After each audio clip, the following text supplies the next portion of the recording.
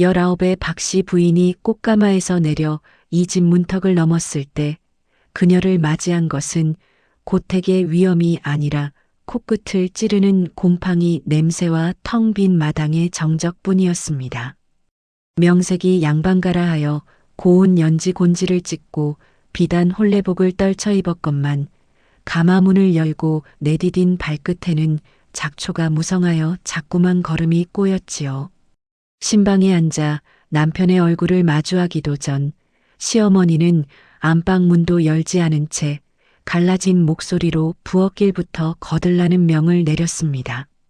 박씨 부인은 홀레복의 소매가 치렁치렁한 원삼을 벗어 던져야 했습니다. 새 신부의 수줍음이나 설렘은 안중에도 없다는 듯 그녀는 빳빳하게 풀이 죽은 무명 치마를 질질 끌며 먼지 자욱한 부엌으로 향했습니다. 아궁이 앞은 오랫동안 불을 지피지 않아 냉골이었고 거미줄이 쳐진 솥 안에는 쌀한 톨은커녕 쥐가 갉아먹다 남은 볏짚 조각 몇 개만 뒹굴고 있었지요. 그녀는 소매를 걷어붙이고 부엌 한 구석에 굴러다니던 깨진 바가지를 집어들었습니다. 먼저 솥을 닦아야 했습니다. 그녀는 우물가로 나가 살얼음이 낀 물을 길어왔습니다. 행주조차 마땅치 않아 마당 구석에 버려진 볏짚 한 움큼을 쥐어다 솥바닥을 박박 긁어내는데 시커먼 그 흐름이 손톱 밑으로 사정없이 파고들었습니다. 비단결 같던 손이 처음으로 차가운 쇳덩이와 흙바닥에 닿던 그 순간 그녀는 제 운명이 이 시커먼 솥바닥처럼 긁히고 닳아 없어질 것임을 직감했습니다. 솥을 씻어냈으나 넣을 곡식이 없었습니다. 쌀독은 뒤집어 보아도 먼지만 날렸고 찬장을 샅샅이 뒤져봐야 말라비틀어진 시래기 몇 줄기가 전부였습니다. 박씨 부인은 앞치마로 얼굴에 묻은 그 흐름을 닦아내며 부엌 바닥을 샅샅이 훑쳤습니다. 그러다 아궁이 옆델감 더미 사이에서 알곡은 다 털려나가고 사람이 먹을 수 없는 딱딱한 옥수수 속대 몇 개를 발견했습니다. 이미 말라비틀어진 것이었으나 그녀는 그것이라도 씻어 솥에 넣었습니다. 그것만으로는 도저히 끼니가 될 수 없었습니다. 그녀는 다시 마당으로 나가 담장 밑에 도단한 이름 모를 잡초와 장독대 주변에 방치되어 억세게 자란 나물 귀퉁이를 손으로 뜯어왔습니다. 흙을 털어내고 씻어 솥에 넣으니 비릿한 풀냄새가 올라왔습니다. 옥수수 속대에서 우러나온 누르스름한 물의 잡초가 둥둥 떠있는 이름 붙일 수 없는 물그릇이 그녀가 이 집에 시집와 처음으로 차린 상이었습니다. 어머니 쌀독에 곡기가 없어 담장 밑에 나무를 뜯어 묽은 차를 끓였습니다. 우선 이것으로 속을 달래셔요. 내일 아침엔 제가 어떻게든 방도를 찾아보겠습니다. 방 안에서는 대답 대신 무거운 한숨소리만 들려왔고 남편은 그저 벽에 기대어 책장 넘기는 소리만 낼 뿐이었습니다. 박씨 부인은 부엌 바닥에 주저앉아 떨리는 손으로 가슴팍을 더듬었습니다. 그곳에는 친정 어머니가 시집가는 딸의 품에 몰래 넣어준 은비녀 한 쌍과 고운 비단 옷감이 들어 있었습니다. 어머니는 이것만은 절대로 팔지 말고 내 몸을 치장하거나 나중에 자식에게 물려주라며 눈물로 당부하셨던 마지막 자존심이었습니다. 하지만 당장 내일 식솔들의 입에 들어갈 보리 한 대가 급했습니다. 이튿날 새벽 박씨 부인은 아직 이슬이 채 가시지 않은 산길을 걸어 장터로 향했습니다. 비단 옷감을 가슴에 꼭 품은 채 그녀는 양반과 규수의 자긍심을 진흙바닥에 내려놓았습니다. 장꾼들의 거친 고함과 비린내가 진동하는 그곳에서 그녀는 몇 번이고 입술을 때려다 다시 다물었습니다. 지나가는 사람들이 꾀재재한 몰골의 새 신부를 보며 혀를 찼습니다. 이 비단 좀 보셔요. 친정에서 귀하게 가져온 것입니다. 쌀 한 말만 주셔도 좋으니 제발 가져가셔요. 비단 장수는 코방귀를 뀌며 비단의 올을 거칠게 만져보더니 시세에 반도 안 되는 보리 한 말 가격을 불렀습니다. 박 씨 부인은 가슴이 미어지는 것 같았지만 흥정할 기력조차 없었습니다. 마지막으로 어머니의 온기가 남은 은비녀를 내놓을 때는 손이 덜덜 떨려 바닥에 떨어뜨릴 뻔했지요. 은비녀가 시장 바닥의 흙탕물에 빠져 빛을 잃어가는 것을 보며 그녀는 제 청춘도 저렇게 진흙탕에 구르게 될 것임을 알았습니다. 보리 한 자루를 머리에 이고 돌아오는 길 목등뼈가 부러질 듯 아파왔지만 그녀는 멈출 수 없었습니다. 집에 돌아오자마자 그녀는 보리를 찧어 죽을 쑤었습니다. 연기 자욱한 아궁이 앞에서 부채질을 하며 그녀는 매운 연기에 눈물을 흘리는 척 소리 없이 울었습니다. 임자, 이죽 맛이 참으로 구수하구려. 고생 많았소. 내 이번 시험만 통과하면 꼭 호강시켜 주리다. 남편은 죽 한 그릇을 개눈 감추듯 비우며 달콤한 약속을 건넸습니다. 그 한마디에 박 씨 부인은 제 뼈가 사가가는 줄도 모르고 다시 일어섰습니다. 그때부터 그녀의 하루는 남들보다 3번의 새벽을 더 살아야 했습니다. 한겨울, 남들이 뜨끈한 아랫목에서 잠든 시각에 그녀는 얼음장 같은 냇가로 나갔습니다. 빨래 방망이를 내리칠 때마다 강물에 튄 물방울이 뺨에 닿아 그대로 얼어붙었지요. 손가락 마디마디가 붉게 달아오르다 못해 감각이 없어지면 그녀는 입김을 불어 손을 녹이는 대신 제 가슴팍에 손을 넣어 온기를 찾았습니다. 여름에는 또 어떠했습니까? 떼약볕 아래서 온종일 엎드려 김을 매다 보면 땀방울이 눈에 들어가 따가워도 손을 멈출 수 없었습니다. 남편의 죗값을 벌기 위해 뱀이 나올 것 같은 깊은 산속을 헤매며 약초를 캬았고 허기가 지면 그저 냇물을 마시며 배를 채웠습니다. 밤이 되면 그녀의 방에선 다듬이질 소리가 끊이지 않았습니다. 호롱불 밑에서 바느질을 하다가 눈이 침침해지면 그녀는 제 뺨을 세게 내리치며 잠을 쫓았습니다. 기름값이 없어 등잔불을 켜지 못할 때는 달빛 아래 앉아 바늘귀를 찾았습니다. 그렇게 한 땀 한 땀 기워낸 옷들이 쌓여갈수록 그녀의 옷가지는 낡아 누더기가 되어갔습니다. 남편의 급제 소식은 10년이 지나도록 들리지 않았습니다. 그 사이 시부모님은 노안으로 자리에 누우셨습니다. 약 한 첩 지을 돈이 없어 박 씨 부인은 자신의 마지막 남은 비단 치마마저 잘라 장터에 내놓았습니다. 흉년이 들어 마을 사람들이 산을 뒤져 칡뿌리를 캘 때 그녀는 시부모님께 드릴 쌀죽 한 그릇을 위해 이웃집의 가충 사료를 대신 얻어와 먹으며 버텼습니다.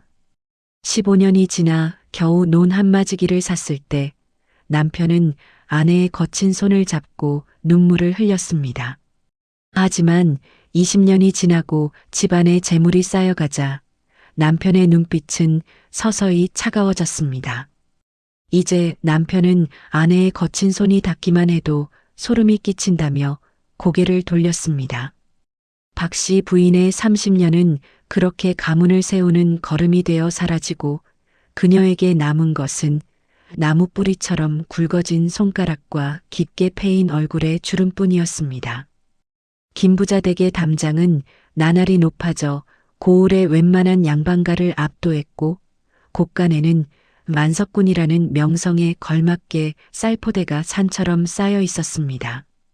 그러나 서재에서 낙방의 서러움만 씹던 김대감에게 그 풍요는 자신의 공이 아닌 아내 박 씨 부인의 지독한 헌신이 만들어낸 거대한 가시방석일 뿐이었지요.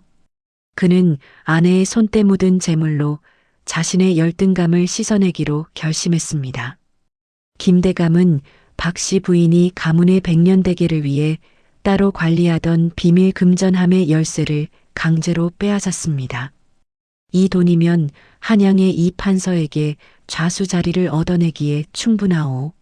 내 이제 글이나 읽으며 무시당하는 선비 노릇은 청산하겠소.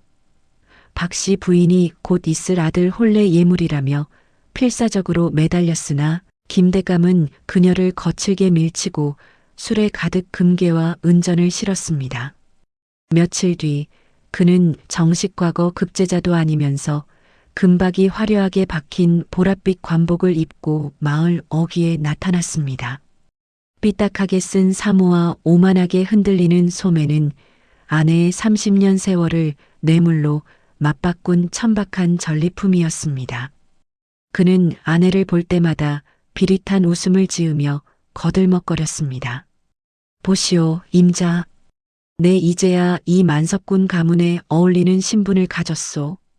당신의 그 궁상맞은 손마디보다 이 관복이 100배는 더 귀하지 않느냐 말이오. 돈으로 산 좌수자리는 김대감에게 백성을 살피는 소임이 아니라 제 주머니를 더 채우기 위한 합법적인 도구였습니다. 그는 만석군의 지위를 이용해 소장료를 가혹하게 올렸고 세금 징수를 핑계로 이웃의 밭까지 교묘하게 빼앗았습니다. 고을 백성들의 원성이 높아질수록 그의 비밀 금고는 더 무겁게 채워졌지요. 김대감은 그 뒷돈을 들고 고을에서 가장 화려한 기방 청월각으로 향했습니다. 그는 기방의 상석에 앉아 조강지처가 평생 한 번도 걸쳐보지 못한 최고급 비단 도포를 휘날리며 돈을 뿌려댔습니다. 기생들이 그의 수염을 만지며 아양을 떨면 그는 백성들의 고열인 은전을 장난감처럼 던져주었습니다. 자, 받아라. 이 김좌수의 손에서 나가는 것은 돈이 아니라 권력이다. 집에 있는 늙은 아내는 좁쌀 한 톨 아까워 벌벌 떠는데 이리 고운 꽃들이 내 곁에 있으니 이제야 살맛이 나는구나. 그는 투전판에서도 큰 손으로 통하며 하룻밤 새놓은 면마지기를 폐 한 장에 걸어 날려버리는 만행을 일삼았습니다. 아들 길동의 혼례가 석 달 앞으로 다가왔습니다. 사돈댁은 고을에서 소문난 학자 집안이었고 예비 며느리 설아는 재색을 겸비한 참한 처자라는 칭송이 자자했습니다. 집안 식구들이 새 식구를 맞이할 준비로 분주하던 어느 날 김대감은 가문의 위신을 처참히 짓밟는 행차를 준비했습니다. 자신이 총애하던 기생 향단을 꽃가마에 태워 집 안으로 들이친 것입니다.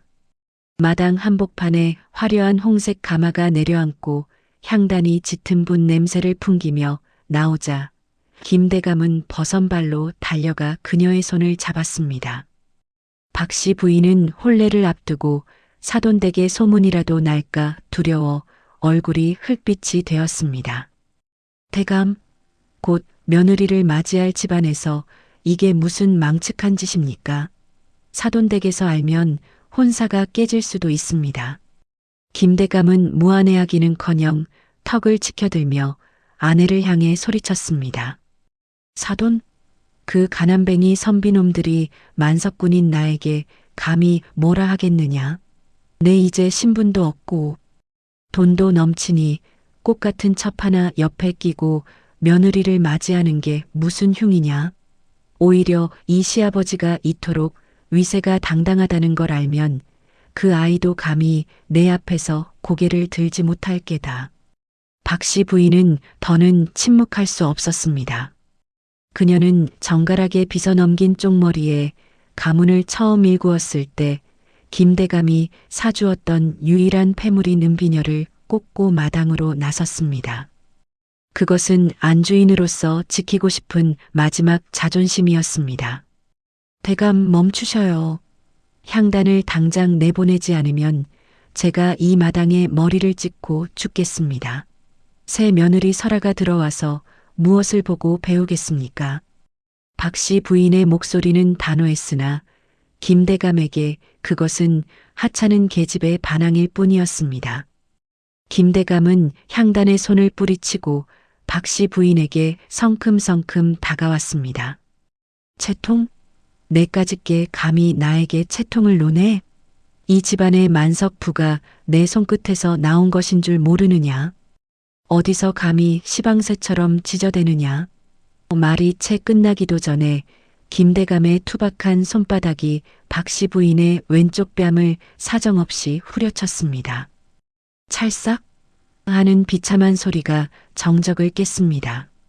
박씨 부인의 고개가 꺾이며 바닥에 주저앉았고 머리에 꽂혀있던 낡은 은비녀가 힘없이 빠져 흙먼지 속으로 굴러떨어졌습니다. 30년 헌신의 상징이 차가운 땅바닥에 처박힌 순간이었습니다. 시간이 흘러 성대한 혼례가 치러지고 며느리 설아는 연두빛 저고리에 다홍치마를 받쳐 입고 만석군 김부자 댁의 문턱을 넘었습니다. 가마에서 내릴 때만 해도 설아의 마음속에는 한 가지 다짐뿐이었습니다.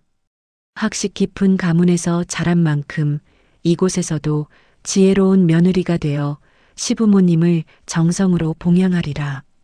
가문을 세운 만석군 시아버지에 대한 존경과 고생 끝에 복을 누린다는 시어머니에 대한 예우가 그녀의 마음속에 가득했지요.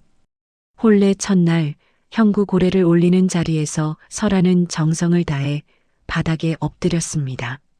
하지만 고개를 숙인 설아의 코끝에 가장 먼저 닿은 것은 정갈한 향나무 냄새가 아니라 시아버지 김대감의 소매에서 풍겨 나오는 진한 기방의 술 냄새와 천박한 향유 냄새였습니다. 허허, 새 아가가 들어오니 집안이 환하구나. 호탕하게 웃는 시아버지의 목소리에는 권위보다는 묘한 오만함이 섞여 있었습니다. 설아는 고개를 들며 시어머니 박씨 부인의 얼굴을 마주했습니다. 그런데 시어머니의 표정이 이상했습니다. 기뻐해야 할 자리임에도 시어머니는 며느리와 눈을 맞추지 못한 채 자꾸만 고개를 숙였고 분을 짙게 발랐음에도 한쪽 뺨의 부기가 다 가라앉지 않은 듯 했습니다. 설아는 의아했으나 잔치 준비에 과로하신 게겠지라며 스스로를 다독였습니다. 하지만 그 의구심은 며칠이 지나지 않아 확신으로 변했습니다. 시집 온 지 3일째 되던 날 새벽 설아는 시어머니를 도와 조석 문안을 준비하려 일찍 일어났습니다. 그때 사랑채에서 들려오는 시아버지의 고함이 적막한 새벽 공기를 갈랐습니다. 이 할망구가 어디서 또 잔소리야. 내 투전판에서 돈 좀 잃었다고 당신이 나를 가르치려 들어? 좌수인 내가 고을 원님과 어울리는 게 다 가문을 위한 일이지. 뒤이어 들리는 것은 무언가 깨지는 소리와 시어머니의 억눌린 신음이었습니다. 설아는 기둥 뒤에 숨어 숨을 죽였습니다. 잠시 후 사랑채 문이 거칠게 열리며 시아버지가 도포자락을 휘날리며 밖으로 나갔고 방 안에서는 시어머니가 떨리는 손으로 깨진 찻잔 조각을 줍고 있었습니다. 시어머니의 손마디는 만석군 안주인의 것이라기엔 너무도 거칠고 굳은 살이 박여 있었으며 그 손끝에는 며칠 전 보았던 그 멍자국이 더 선명하게 드러나 있었습니다.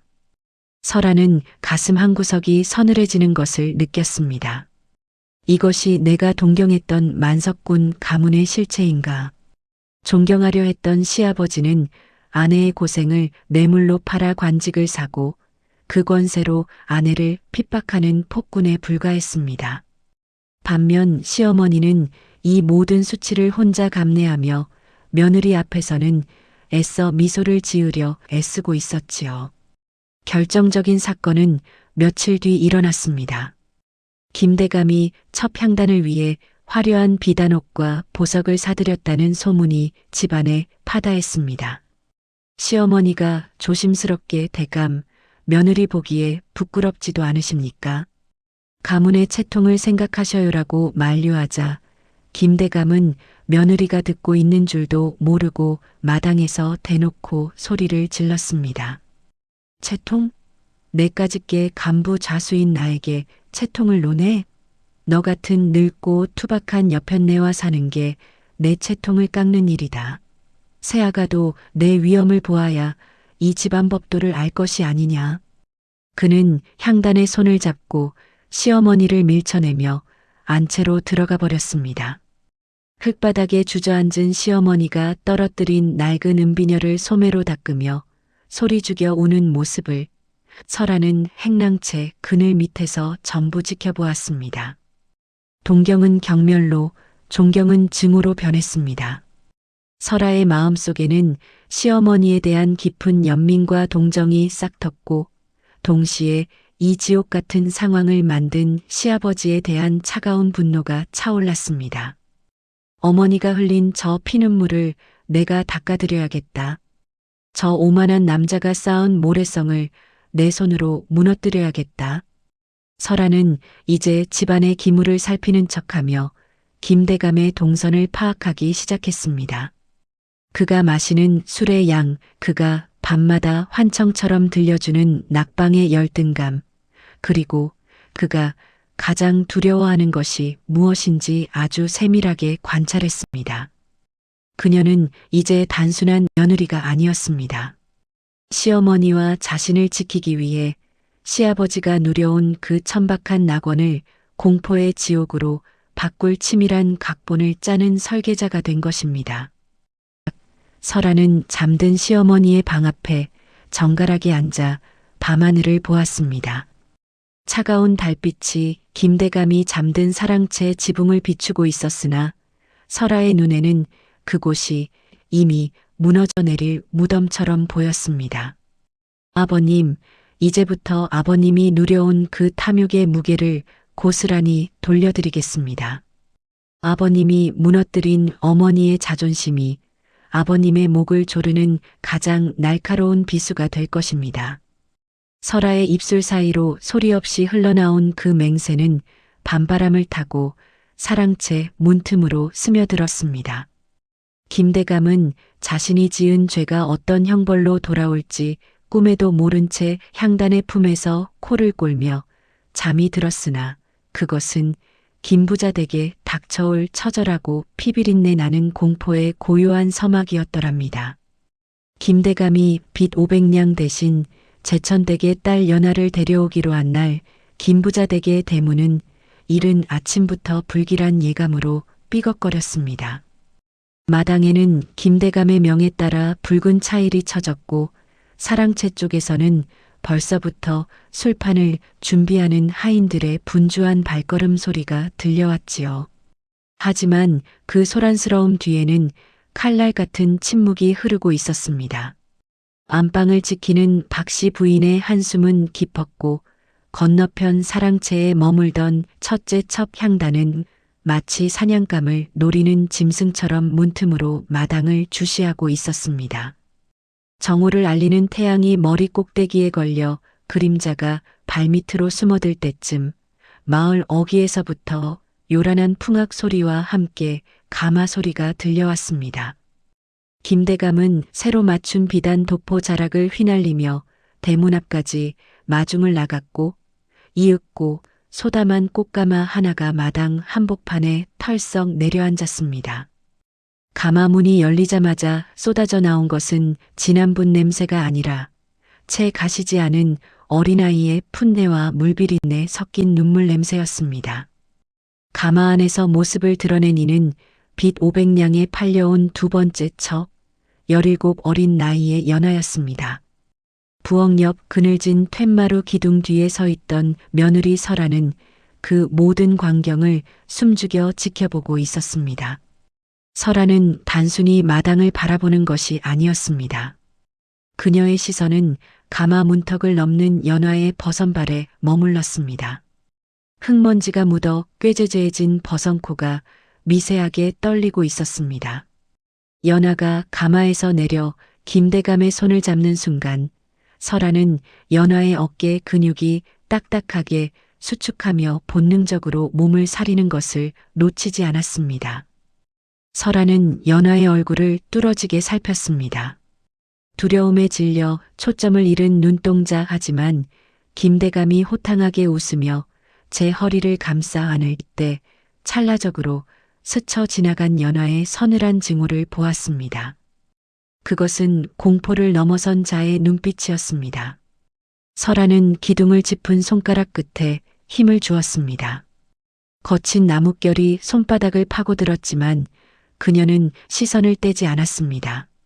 사랑채 문틈으로 도끼를 내뿜는 향단의 시선과 노욕의 눈이 멀어 어린 재물을 탐하는 시아버지의 비어있는 웃음, 그리고 그 모든 아수라장을 견뎌내고 있는 연하의 고통까지.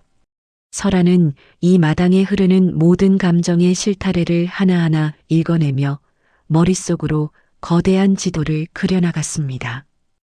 허허, 연하야. 이제 고생은 끝났다. 이 넓은 집이 다 내 집이나 마찬가지니 어서 들어가자꾸나. 김대감의 웃음소리가 마당을 울릴 때 향단이 결국 참지 못하고 사랑채 문을 박차고 나왔습니다. 향단은 화려하게 치장한 머리를 흔들며 연하의 앞을 가로막아 섰습니다. 나으리, 정녕 저렇게 떼자국도 안 벗은 어린 것을 첩으로 들이시겠다는 겁니까? 내 눈에 흙이 들어가기 전엔 절대 안 됩니다. 향단의 앙칼진 목소리가 마당을 갈라놓았고 연하는 겁에 질려 김대감의 등 뒤로 숨어들었습니다. 설아는 그 아수라장 속에서 시어머니 박씨 부인의 방 창살에 비친 그림자를 보았습니다. 미동도 없이 서 있는 그 그림자에서 설아는 30년 세월이 무너져 내리는 허망한 소리를 들었습니다. 설아는 제 입술을 지그시 깨물었습니다. 가문을 일군 조강지처의 위엄을 바닥에 내팽개친 시아버지의 방종이 이제는 이 집안을 지옥으로 밀어넣고 있었습니다. 밤이 깊어지자 술판의 소란이 잦아들었습니다. 김대감은 취기에 겨워 사랑채에서 골아떨어졌고 연하는 집안 가장 구석진 곳에 마련된 작은 문간방에 짐짝처럼 던져졌습니다. 설아는 모두가 잠든 것을 확인한 후 등잔불 하나 들지 않고 어둠 속을 걸어 연하의 방으로 향했습니다. 그녀의 발걸음은 마루의 비명조차 죽일 만큼 신중했습니다. 방문을 열자 촛불 하나 켜지 못한 어둠 속에서 연하의 억눌린 울음소리가 새어나왔습니다. 설아는 문을 닫고 들어와 품 안에서 작은 촛대와 부싯돌을 꺼냈습니다. 탁 소리와 함께 작은 불꽃이 피어오르자 구석에 웅크리고 있던 연하가 소스라치게 놀라며 뒤로 물러났습니다. 놀라지 마라, 아가. 나는 이 집안의 며느리란다. 내게 해를 끼치러 온 것이 아니니 안심하거라. 설아는 미리 준비해온 따뜻한 찻잔을 건네며 연하의 곁에 앉았습니다. 연하는 떨리는 손으로 찻잔을 받았으나 차마 마시지 못하고 설아의 눈치만 살폈습니다. 설아는 연하의 뺨에 묻은 눈물 자국을 손가락으로 가만히 닦아내며 낮고 서늘한 목소리로 속삭였습니다. 500냥 빚 때문에 내 인생을 이 늙은 영감에게 바치러 왔느냐? 내 고향에 두고 온 정인은 어쩌고? 그 손수건 내 정인이 준 것이지? 버리지 못하고 꼭 쥐고 있는 걸 보니 마음이 더 아프구나. 연하는 정인이라는 말에 참았던 오열을 터뜨렸습니다. 설아는 연하가 마음껏 울도록 내버려 두었습니다. 울음소리가 잦아들 즈음 설아는 연하의 눈을 똑바로 응시했습니다. 울어선 아무것도 해결되지 않는다. 너를 판 내 아비도 너를 산 이 영감도 원망스럽지 않으냐? 살아서 이곳을 나가 내 정인에게 돌아가고 싶다면 내 말을 들어라. 내가 시키는 대로만 하면 빚도 갚아주고 내가 평생 먹고 살 재산까지 챙겨주마. 단 너는 내일부터 사람이 아니라 귀신이 되어야 한다. 귀신이라니요. 제가 무엇을 어찌해야 한단 말씀입니까? 김대감이 내 방을 찾을 때마다 그는 내 향기가 아니라 지옥의 냄새를 맡게 될 것이다. 이 약병을 보거라.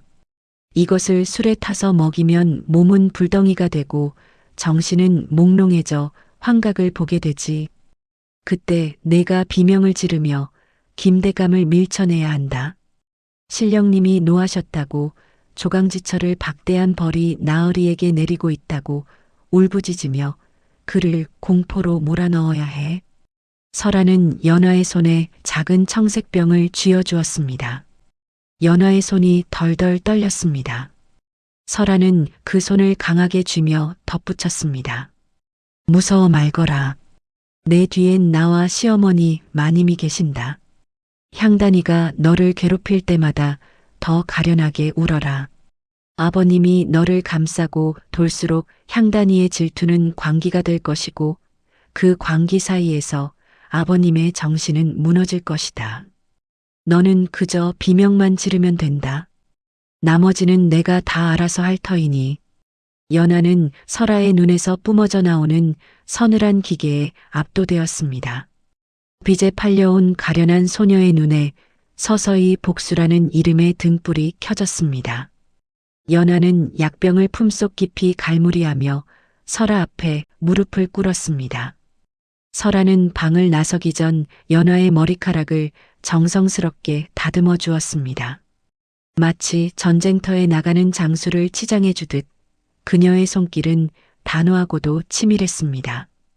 툇마루를 지나 안방으로 향하는 설아의 발걸음 위로 차가운 달빛이 쏟아졌습니다. 안방 문턱에 앉아 기다리던 박씨 부인은 며느리의 얼굴을 보자마자 타는 목소리로 물었습니다. 아가 어찌 되었느냐? 그 어린 것이 승낙을 하더냐? 걱정 마셔요 어머니. 이제 모든 판은 짜였습니다. 내일 밤부터 저 사랑채에서 아버님의 비명이 고을 끝까지 들리게 될 것입니다. 어머니는 그저 안방의 위엄만 지키고 계셔요. 아버님이 스스로 어머니 발치에 기어와 용서를 빌게 될 날이 머지 않았습니다. 박씨 부인은 며느리의 손을 힘주어 맞잡았습니다. 30년의 세월 동안 한 번도 꿈꿔보지 못한 반격의 서막이었습니다. 김대감은 아무것도 모른 채 새로 들인 연하와의 첫날 밤을 꿈꾸며 깊은 잠에 빠져 있었으나 그것은 그가 누리는 마지막 평온이었더랍니다. 드디어 김대감이 새로 들인 첩 연하와 첫날 밤을 보내기로 한 날이 밝았습니다. 김대감은 아침부터 들뜬 기색을 감추지 못하고 사랑채 마당을 서성이며 하인들에게 호통을 쳤습니다. 이놈들아, 연하방에 보료는 새로 깔았느냐? 술상은 주안상으로 넉넉히 준비하되 내가 아끼는 청자 술잔을 내오너라. 그의 목소리는 담장을 넘어 안방까지 울려 퍼졌으나 정작 그 목소리에는 가문의 어른다운 위엄 대신 탐욕스러운 노인의 가쁜 숨소리만이 섞여 있었습니다. 해질녘 며느리 설아는 아무도 모르게 연하의 방을 찾았습니다. 연하는 설아가 준 청색병을 보료 및 깊숙이 밀어넣고는 거울 앞에 앉아 제 손으로 입술에 붉은 연지를 짙게 바르고 있었습니다. 어제까지만 해도 눈물로 젖어 있던 눈동자에는 이제 차가운 서리가 내려앉아 있었지요. 설아가 방으로 들어서자 연하는 뒤도 돌아보지 않은 채 거울 속 설아의 눈을 빤히 응시하며 입을 열었습니다. 작은마님 걱정 마셔요. 제 청춘을 500냥에 사가신 저 노인네에게 그 돈값이 얼마나 무서운 것인지 오늘 밤 뼈저리게 가르쳐 줄 것입니다. 저는 반드시 살아서 그 사람에게 돌아갈 것이니 작은마님은 그저 밖에서 곡소리가 나기만을 기다리셔요. 밤이 깊어지자 김대감은 기름기가 번들거리는 얼굴로 연하의 방문을 열었습니다.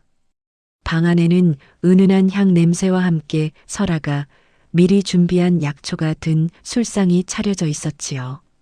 김대감은 연하의 유염한 자태에 눈이 멀어 연신 침을 삼키며 술을 들이켰습니다. 연하는 당황하는 기색 하나 없이 오히려 생긋 웃으며 김대감의 무릎 위로 살며시 다가갔습니다. 나으리, 이 술은 제가 나으리를 위해 친정에서 가져온 특별한 비주입니다. 한 잔 더 드시고 오늘 밤 저와 긴 이야기를 나누시지요. 연하는 김대감의 시선을 제 얼굴에 붙잡아둔 채 소매 속에 감춘 약병을 기울여 술잔에 정확히 약을 떨어뜨렸습니다. 김대감이 잔을 비울 때마다 연하의 입가에는 기괴한 미소가 번졌습니다. 약초 기운이 혈관을 타고 뇌를 헤집기 시작하자 김대감의 눈동자가 좌우로 파르르 떨리며 초점을 잃었습니다. 방 안의 촛불이 기괴하게 일렁이다가 갑자기 시퍼런색으로 변해 보이기 시작했습니다. 연하는 이때를 놓치지 않고 눈빛을 돌변시켰습니다. 그녀는 갑자기 들고 있던 술병을 바닥에 내동댕이 치며 허공을 향해 두 손을 싹싹 빌기 시작했습니다. 아이고 마님, 마님, 노여움을 거두셔요. 우리 대감님을 제발 살려주셔요. 제가 잘못했습니다. 제가 감히 마님의 자리를 넘보려 이 집에 들어온 것이 죽을 죄입니다. 그러니 제발 그 검은 손을 치워주셔요. 대감님 숨통은 끊지 말아주셔요. 연하의 처절한 비명이 김대감의 고막을 찢는 듯 울렸습니다. 그 순간 김대감의 눈앞에 지옥이 펼쳐졌습니다. 방 천장에서 붉은 피가 배어 나오더니 뚝뚝 떨어져 방바닥을 적셨고 병풍 속 그림들이 살아 움직이며 날카로운 손톱을 세우고 김대감을 향해 달려들었습니다. 김대감의 귓가에는 수만 명의 여인이 동시에 흐느끼는 듯한 통곡 소리가 천둥처럼 쳤습니다. 으악! 저게 뭐냐? 연하야, 저기 벽에서 손들이 나오고 있다. 부인이 나를 잡아당긴다. 김대감은 제 목을 부여잡고 꺽꺽거리며 방 밖으로 굴러나왔습니다. 마당으로 튀어나온 향단은 아무것도 보이지 않는 허공을 향해 김대감이 미친 듯이 헛손질을 하며 제 몸을 쥐어뜯자 그 기괴한 기운에 압도되어 같이 머리를 풀고 소리를 질렀습니다. 아이고, 이게 무슨 병기란 말이냐? 나으리 왜 이러셔요? 귀신이다. 정말 귀신이 붙었나 보다. 사람 살려. 향단의 비명까지 더해지자 집안은 순식간에 아수라장이 되었습니다. 하지만 이것은 시작에 불과했습니다. 다음 날도 그 다음 날도 해만 지면 연하의 방에서는 처절한 통곡 소리가 터져 나왔습니다. 마님 제발요. 대감님의 눈을 가리지 마셔요. 피눈물을 거두어 주셔요. 연하의 목소리는 밤안개를 타고 고을 구석구석으로 퍼져나갔고 마을 사람들은 김부자댁 근처를 지날 때마다 몸서리를 쳤습니다. 사흘째 되는 밤 김대감은 이제 환청에 시달려 자신의 숨소리조차 원혼의 속삭임으로 착각했습니다. 연하는 공포에 질려 방구석에 웅크린 김대감에게 다가가 얼굴을 바짝 들이밀었습니다. 연하의 얼굴이 환각 속에서 박씨 부인의 썩어가는 안면으로 변해 보였습니다. 나으리 들리셔요? 마님이 지금 나으리 발밑에서 기어나오고 계셔요. 나으리가 첩들을 들여 호의호식할 때 마님이 솥뚜껑을 닦으며 흘린 눈물이 바다가 되어 나으리를 삼키려 합니다.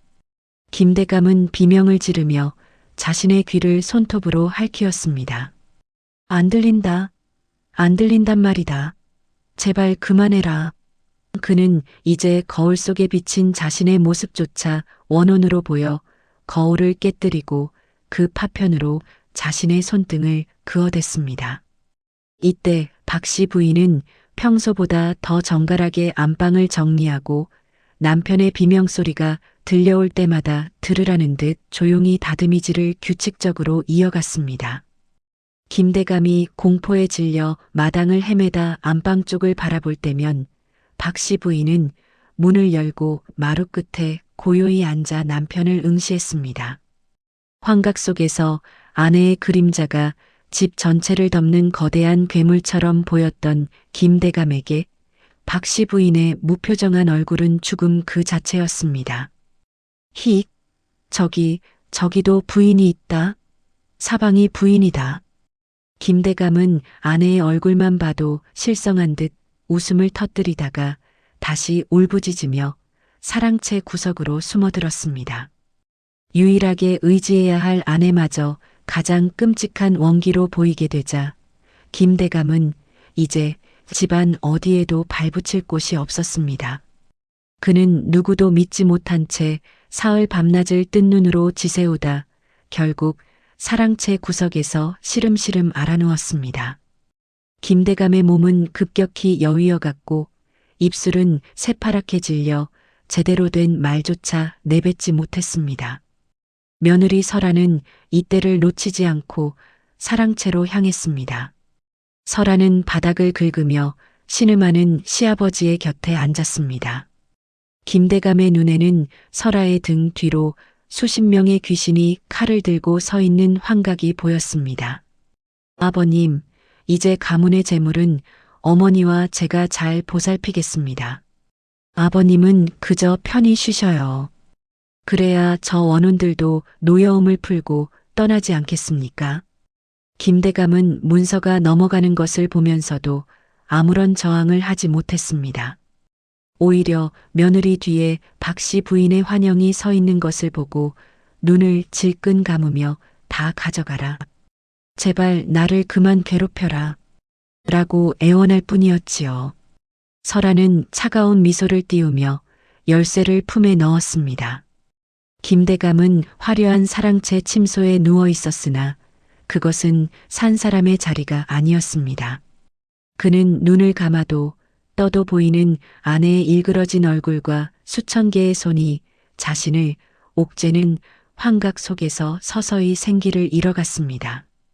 반면 박씨 부인은 안방마님의 위엄을 되찾아 고고하게 앉아 있었고 며느리 설아는 집안의 실권을 완전히 장악했습니다. 밤마다 들리던 연화의 통곡 소리는 잦아들었으나 김대감의 방에서는 이제 죽음보다 더한 공포가 드리운 채 그의 끊어질 듯한 숨소리만이 방 안을 메우고 있었더랍니다.